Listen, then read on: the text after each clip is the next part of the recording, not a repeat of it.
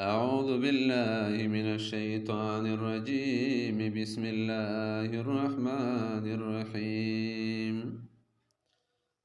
الحمد لله رب العالمين الرحمن الرحيم مالك يوم الدين دي سورة الفاتحة وي فاتحي ماند کلا وول سرا او یا په معنا د شروع کول سره سورة الفاتحه نم د قرآن کریم ابتدا او شروع دا کیږي ځکه ته سورة الفاتحه وای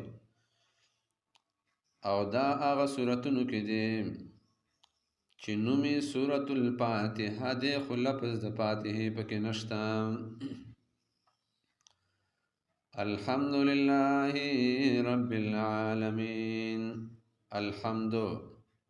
دا الله مناسب صفتنا لله خاص الله لردي رب العالمين چې رب د ټول مخلوقات دي عالمين دا جمع د عالم دا عالم وی کل ما سوى الله دا الله نه ما سوا چې څوک دین دی ټول ته عالم ویلش الرحمن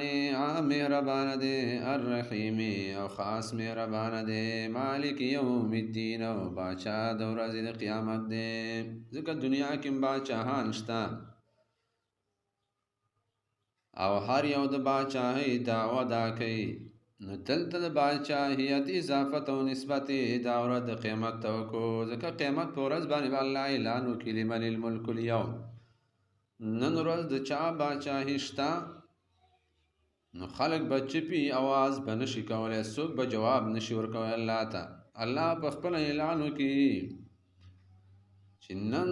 نن ورځ باچاهي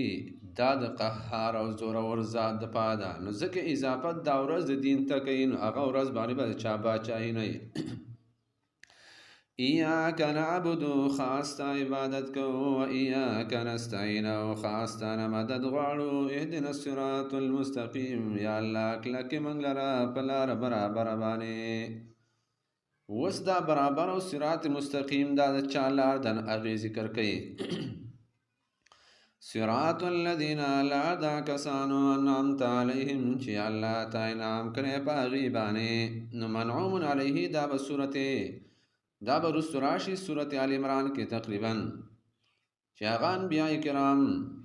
شهدا او صالحین او نیکان او متقین پرهیزګاران خلق دي غیر المغضوب چې نه دی غضب کړی شوی علیهم په هغې باندې چې